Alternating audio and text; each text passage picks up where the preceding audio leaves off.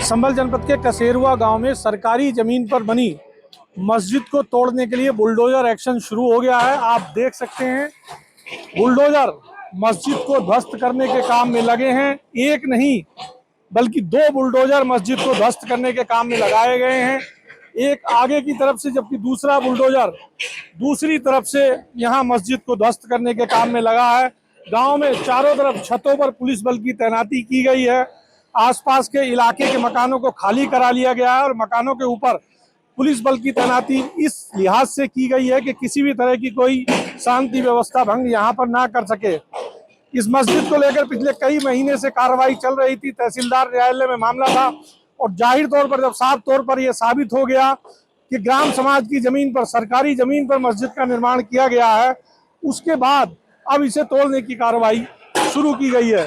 संभल में प्रशासन का साफ कहना है कि सरकारी जमीन पर निर्माण होगा तो उसे तोड़ा जाएगा।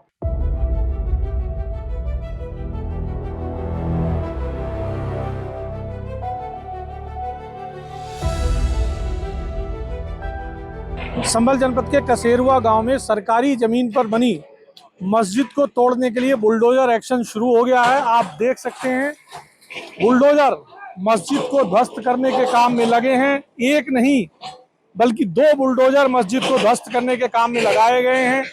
एक आगे की तरफ से जबकि दूसरा बुलडोजर दूसरी तरफ से यहां मस्जिद को ध्वस्त करने के काम में लगा है। गांव में चारों तरफ छतों पर पुलिस बल की तैनाती की गई है। आसपास के इलाके के मकानों को खाली करा लिया गया है और मकानों के ऊपर पुलिस बल की तैनाती इस लिहाज से की गई है कि किसी भी तरह की कोई शांति व्यवस्था भंग यहाँ पर ना कर सके। इस मस्जिद को लेकर पिछले कई महीने से कार्रवाई चल रही थी। तहसीलदार न्यायालय में मामला था और जाहिर तौर पर जब साफ तौर पर यह साबित हो गया कि ग्राम समाज की जमीन पर, सरकारी जमीन पर मस्जिद का निर्माण किया गया है, उसके बाद अब इसे तोड़ने की कार्रवाई शुरू की गई है। संभल में प्रशासन का साफ कहना है कि सरकारी जमीन पर निर्माण होगा तो उसे तोड़ा जाएगा।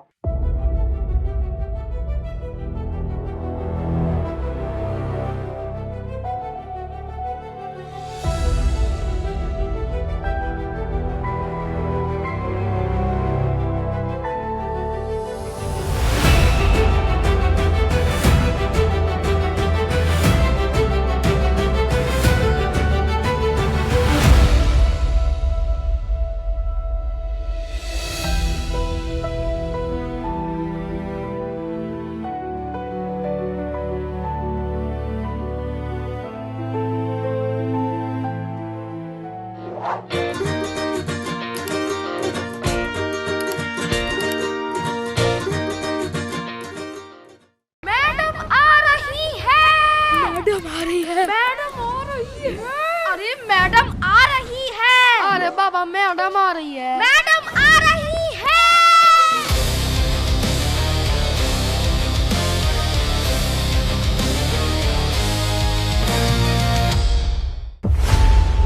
खबरों की रणभूमि में यहाँ शोर नहीं सोच लड़ती है, जहां शब्द नहीं फैक्ट्स वार करते हैं और हर सवाल खोलता है सच की नई परत।